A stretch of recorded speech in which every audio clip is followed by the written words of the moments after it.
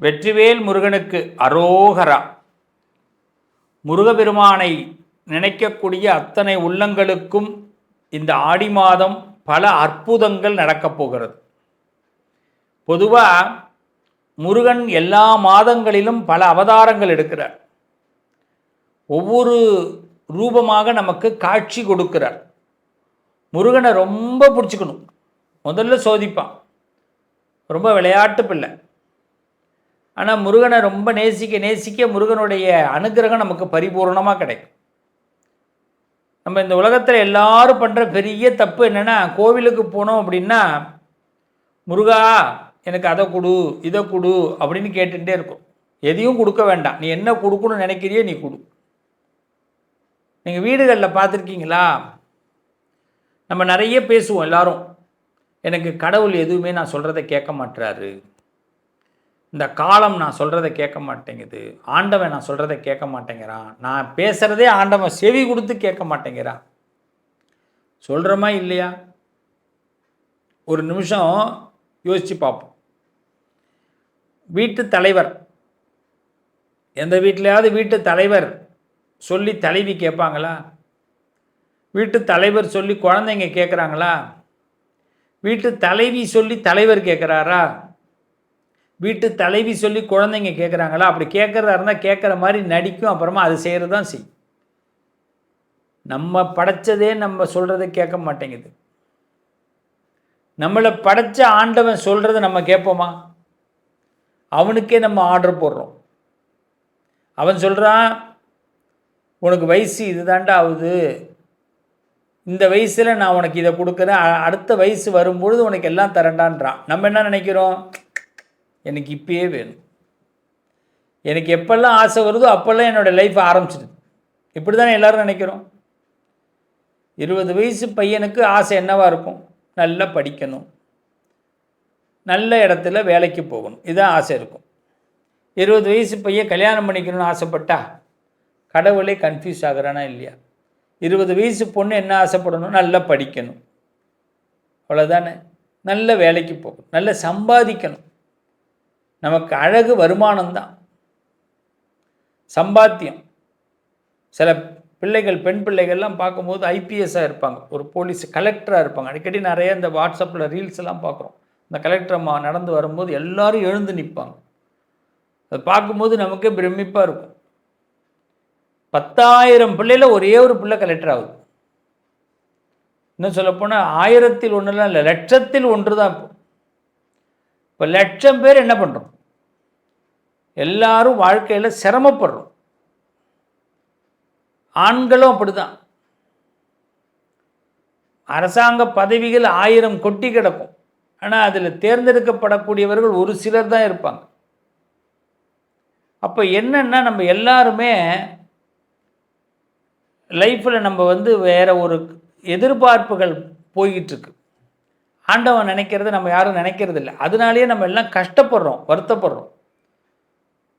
முருகன்கிட்ட போகும்போது முருகன் என்ன நினைக்கிறான்னு முதல்ல பார்க்க ஆரம்பிக்கணும். முருகா, நீ என்னமோ ஒன்று நினைக்கிற, நீ நினைக்கிறது நீ சொல்ல மாட்ட, அதனால் நான் நினைக்கிறது நடக்காதுன்னு எனக்கு நல்லா தெரியும். அதனால் நான் வெயிட் பண்ணுறேன். ஒரு சமயம் நான் நினைக்கிறத நீ நினச்சிருந்தா எனக்கு சந்தோஷம். ஒரு சமயம் நான் நினைக்கிறத நீ நினச்சிருந்தா எனக்கு சந்தோஷம். அதனால் நான் நினச்சதை உங்ககிட்ட சொல்லிடுறேன். நீ அதை நினச்சா எனக்கு நடத்தி கொடு, நீ நினைக்கலன்னா நடத்தி கொடுக்காத. எனக்கு நல்லா தெரியும், நான் நினச்சதுனால நீ அதை நடத்த தான் கொடுக்க போகிற. அது ஒரு நாள் நடக்கும். எனக்கு எப்போ தேவையோ அதை நடத்தி கொடுப்பேன். இந்த நம்பிக்கையோடு முருகனை பாருங்கள். அதில் இப்போ பாருங்கள், ஆடி கிருத்திகை ரொம்ப விசேஷம். ஆடி கிருத்திகையில் பக்கத்தில் இருக்கிற முருகன் ஸ்தலத்திற்கு நீங்கள் பால் காவடி எடுத்தால் ரொம்ப விசேஷம். உங்கள் உள்ளூரில் இருக்கிற முருகனுக்கு பால் காவடி எடுக்கலாம். பக்கத்தில் புகழ்பெற்ற சிவ ஆலயங்கள், முருகன் ஆலயங்களில் அந்த ஆலயங்களுக்கு நீங்கள் இருந்ததுன்னா அங்கேருந்து நீங்கள் பால் குடம் எடுக்கலாம். பால் காவடி, புரியுதா? பால் காவடி, ஆமாம், அழகாக பால் காவடி. இதெல்லாம் நாங்கள் எடுத்தவங்க தான் எடுக்கணும் அப்படிலாம் கிடையாது. ஏதாவது நேர்த்தி கடன் வேண்டிக்கிங்க. எனக்கு இது ஒன்று நடந்துட்டுனா நான் பால் காவடி அடுத்த வருஷம் எடுக்கிற முருகான்னு வேண்டிக்கிங்க. இந்த வருஷம் எடுக்க வேண்டாம். அடுத்த வருஷம் நடந்துடும். அடுத்த வருஷம் பால் காவடி எடுங்க ஆடி கிருத்திகையில். இப்போ தான் உங்களுக்கு சபதம். உங்களுக்கு என்னெல்லாம் ஆசை இருக்குது, இப்போ அந்த முருகன்கிட்ட பேசுவோம். முருகா, நான் இதையெல்லாம் ஆசைப்பட்றேன், நீ ஆசைப்பட்டிருந்தீன்னா அதை நடத்தி கொடு. நீ ஆசைப்படலைன்னா பரவாயில்ல முருகா, ஆனால் நான் ஆசைப்படுறத ஒரு நாள் நீ ஆசைப்படுவேன், அன்றைக்கி எனக்கு நடத்தி கொடு, அது வரைக்கும் நான் வெயிட்டிங்கில் இருக்கிறேன் அப்படின்னு சொல்லுங்கள். அவன் நடத்தி கொடுப்பான். நடத்தி கொடுத்தா ஆடி கிருத்திகையில் பால் காவடி எடுக்கிறேன்னு வேண்டிக்குங்க. சப்போஸ் இப்போ ஆசைகள் ஏதாவது நிறைவேறிட்டு அப்படின்னா வரக்கூடிய ஆடி கிருத்திகையில் பால் காவடி எடுங்க, பன்னீர் காவடி எடுங்க. கண்டிப்பாக முருகபெருமான் உங்களுக்கு நல்லதை செய்வான். நம்பணும். முருகனுக்கு அரோகரம். எப்போ வருது இந்த ஆடி கிருத்திகை? 6/8/2026 வியாழக்கிழமை, ஆடி மாதம் 21ஆம் தேதி மாலை 6:19க்கு பிறகு வருகிறது. நல்லா கவனிக்கணும். ஆடி எப்போ வருது? ஆடி கார்த்திகை ஆடி மாதம் 21ஆம் தேதி. இந்த ஆடி மாதம் 21ஆம் தேதி இந்த ஆடி கார்த்திகை வருகிறதுனால அது அன்றைக்கி சாயரட்ச 6:19க்கு வருது. அப்போ நம்ம எப்போ அது விரதமாக இருக்கிறதுனா மறுநாள் தான் விரதம் இருக்க முடியும். அதாவது நம்ம ஆடி கார்த்திகை 7ஆம் தேதி தான் விரதமாக இருக்க முடியும். 6ஆம் தேதி நல்லா கவனிக்கணும். ஆடி கிருத்திகை நம்ம கேலண்டர்லாம் போட்டிருக்கோம். அன்றைக்கி கிருத்திகை சாயரட்ச 6:18க்கு பிறகு. நம்ம கார்த்திகை விரதம் இருக்கிறவங்க ஆடி மாதம் 22ஆம் தேதி ஆகஸ்ட் மாதம் 7ஆம் தேதி அன்று வெள்ளிக்கிழமை கிருத்திகை விரதம் இருங்க 4:52 வரை. ஸோ ஆடி கிருத்திகை அன்னைக்கு அவசியம் பால் காவடி எடுக்கிறதா வேண்டிக்குங்க. நேர்த்திக்கடன் உள்ளவங்க இந்த வருஷமே பால் காவடி எடுங்க. இந்த நேர்த்திக்கடன் இது வரைக்கும் நான் முருகனுக்கு இது செய்யணும்னு ஆசைப்பட்டிருக்கேன்னா பால் காவடி எடுங்க. கண்டிப்பாக முருகன் அதை ஏற்றுப்பார். இல்லாதவங்க இந்த வருஷம் வேண்டிக்கிங்க. அடுத்த வருஷம் நீங்கள் வெற்றியோடு பால் காவடி எடுப்பீங்க. பால் காவடி எடுக்கலாம், பன்னீர் காவடி எடுக்கலாம். ஆடி கார்த்திகையை மிஸ் பண்ணாதீங்க. கிருத்திகை அன்னைக்கு சரி சுவாமி, நாங்கள் பால் காவடி எடுக்க முடியல, பன்னீர் காவடி எடுக்க முடியல, நாங்கள் என்ன பண்ணலாம் அப்படின்னா 6 நெய் தீபம் உங்கள் ஊரில் முருகனுக்கு விளக்கேற்றுங்க. அதை என்ன பண்ணணும்னா முருகனுக்கு ஆடி கிருத்திகை அன்னைக்கு 2 விதமாக செய்யணும். ஒன்று, உங்கள் வீட்டில் முருகனை நீங்கள் வழிபாடு பண்ணுவீங்க. யார் வீட்டிலையாவது முருகன் இல்லாமல் இருக்காரா? முருகன் இருக்கார்ல. அப்போ என்ன பண்ணணும்?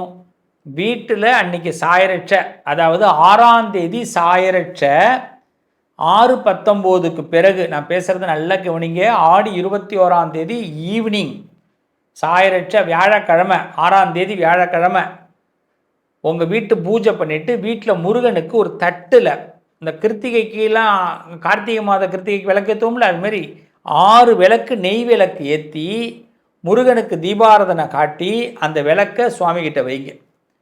மறுநாள் உங்கள் ஊரில் இருக்கிற கோயிலுக்கு காலையில் போய் சுவாமிக்கு முருகபெருமானுக்கு அர்ச்சனை செய்து 6 விளக்கு போடுங்க. நீங்கள் நினைக்கிற காரியம் நடக்கும். விரதம் வெள்ளிக்கிழமையில் இருங்க. முருகனுக்கு விரதம் இருந்தீங்கன்னா நிச்சயமாக இந்த உலகம் முக்காலத்தையும் உணரக்கூடிய பவரை முருகன் கொடுக்கும். அது மாதிரி முடிஞ்சதுன்னா கந்த சஷ்டி கவசத்தை ஒரு 6 தடவையாவது படிக்கிறதுக்கு முயற்சி பண்ணுங்கள். 6 டைம். முத நாள் ஒரு 2 தடவை, மறுநாள் காலையில் 2 தடவை, மறுநாள் சாயரட்ச 2 தடவை. மறுநாள் சாயரட்ச 4:52 வரைக்கும் தான் இருக்குது. அதனால் மத்தியானம் என்ன பண்ணணும்? சாப்பிட்றதுக்கு முன்னாடி 2 தடவை கந்த சஷ்டி கவசம் படிச்சுட்டு சுவாமிக்கு நிவேதியம் பண்ணிட்டு சாப்பிட வேண்டியதான், விரதத்தை முடிக்க வேண்டியதான். Okay, done. ஆடி கிருத்திகை அமோகமாக இருப்பீங்க. பல கஷ்டங்கள் விலக போகுது. உங்கள் வாழ்க்கையில் பல தத்துவங்களை உணரப் போகிறீங்க. முருகன் உங்களை ஏமாற்ற மாட்டார்.